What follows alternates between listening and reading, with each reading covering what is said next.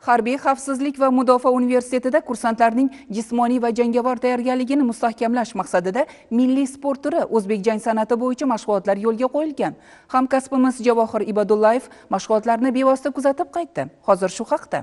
Har bir sport turining o'z vatani bor. Jumladan Koreyada taekvondo, Yaponiyada karate, Tailandda muay thai, Rossiyada qo'l jangi, Amerikada kickboks, Xitoyda esa ushu. Ushbu sport turlarining har birida o'ziga xos jang san'ati mavjud. Shuning uchun ham ular bir-birini takrorlamaydi. Ulardagi texnik harakatlarni takomillashtirishda o'z vatanlaridagi tajribali ustalar yetishib chiqib, uni targ'ib va tashviqot qilishda ham fidoyilik ko'rsatishgan. Ko'p asrlik tarixga ega xalqimiz hayotidagi turli tarixiy harakatlar orasida sharq yakka kurashlari va jang san'atlari ham alohida o'rin tutadi. Tarixchilarning ta'kidlashicha, Amir Temur bobomiz o'z lashkarlarini asosan piyoda va otliq askarlardan tuzib, ularni qilich, o'q-yoy, nayza kabi jang qurollari bilan ta'minlagan. Manbalarda keltirilishicha, ayrim janglarda sohibqiron askarlari qurolsiz harakatlanib, g'alaba qozongan. Bu shubhasiz o'zbek jang san'atining dastlabki ko'rinishidir. Zamonaviy yoshlarimizni tarixiy, buyuk ajdodlardan qolgan jang san'ati turi orqali jismoniy va ruhiy rivojlantirish, shuningdek O'zbekiston tarixiga, madaniyatiga, an'analarimizga qiziqishini kuchaytirish hamda davlatimizga bo'lgan yuksak hurmatini ko'tarish maqsadida o'zbek jang san'ati turi dunyoga keldi.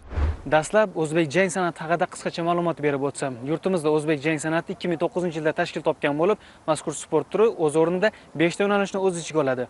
Bular musobaqaviy yo'nalish, sog'lomlashtirish yo'nalishi, qo'l san'ati yo'nalishi, temuriylar jang usuli yo'nalishi va nihoyat jang kurash yo'nalishidan iborat. Po'lat Usmonov muallifligida yozilgan O'zbek jang san'ati kitobida ushbu yo'nalishlar haqida batafsil tushunchalar keltirib o'tilgan.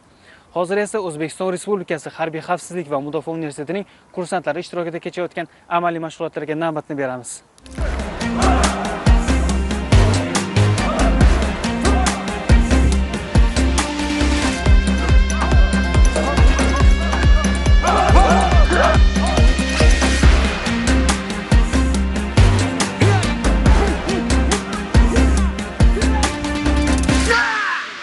Mazkur mashg'ulotlar yosh harbiylarning jismoniy tayyorgarligini yanada mustahkamlash, ularda chaqqonlik, jasorat hamda harbiy mahoratni rivojlantirishga qaratilgani bilan ahamiyatlidir. Mashg'ulotlarga O'zbek jang san'ati federatsiyasidan tashrif buyurgan tajribali murabbiylar jalb etilgan bo'lib, ular haftasiga 4 kun davomida kursantlar bilan o'quv amaliy mashg'ulotlar olib bormoqda. Ustoz murabbiylar tomonidan jang san'atining sir asrorlari, himoya va hujum usullari hamda tezkor qaror qabul qilish kabi muhim jihatlar bosqichma-bosqich o'qitilmoqda.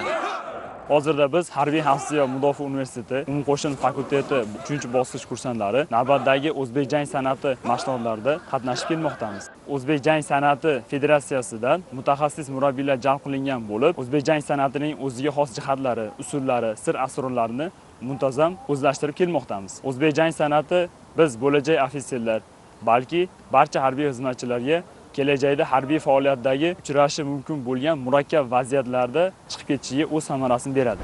Mashg'ulotlar davomida dastlab kursantlar maxsus tayyorlangan jangovar qurollar yordamida turli mashqlarni bajarishdi. Bu jarayonda ular qurollardan to'g'ri foydalanish, harakatlarni aniq va muvofiqlashtirilgan holda bajarish ko'nikmalarini yanada mustahkamladilar.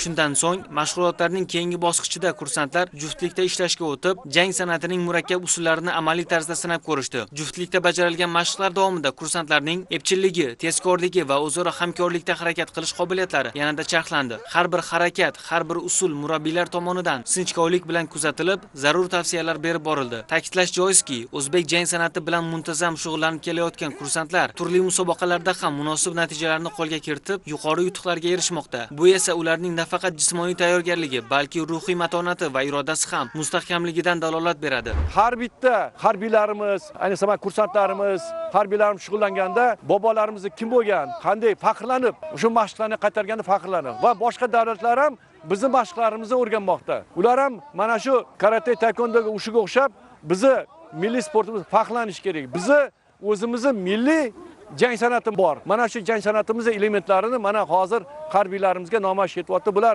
respublika musobaqalarida, xalqaro musobaqalarda bular sovrindor bo'lib, O'zbekiston bayrog'ini yuqori darajaga ko'taradi.